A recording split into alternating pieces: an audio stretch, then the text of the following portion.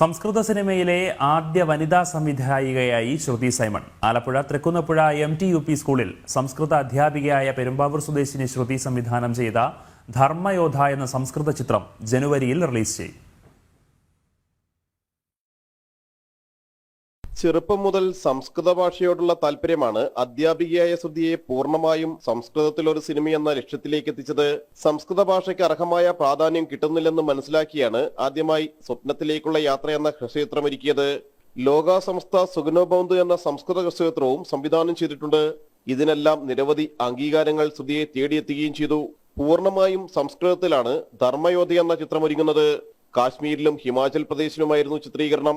അഭിനയിക്കുന്നവർക്കും സാങ്കേതിക പ്രവർത്തകർക്കും സംസ്കൃതം അറിയില്ല എന്നതായിരുന്നു ചിത്രീകരണത്തിലെ പ്രധാന വെല്ലുവിളി.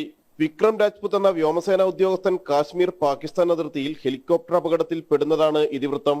നിർമ്മാതാവ് കൂടിയായ ആൽവിൻ ജോസഫ് പുതുശ്ശേരിയാണ് വ്യോമസേന ഉദ്യോഗസ്ഥനായി വേഷമിടുന്നത്. ഷിഫിൻ ഫാത്തിമ, സജിത മനോജ്, ഷാഫിഖ് റഹ്മാൻ എന്നിവർ പ്രധാന കഥാപാത്രങ്ങളെ അവതരിപ്പിക്കുന്നു. ശ്രുതിയുടെ ഭർത്താവ് ഇമാനുവലും സിനിമാ മേഖലയിലാണ്. സംസ്കൃത സിനിമയിലെ ആദ്യ വനിതാ സംവിധായികയായി ശ്രുതി സൈമൺ മാറുന്ന ചിത്രം ജനുവരിയിൽ റിലീസ് ചെയ്യും.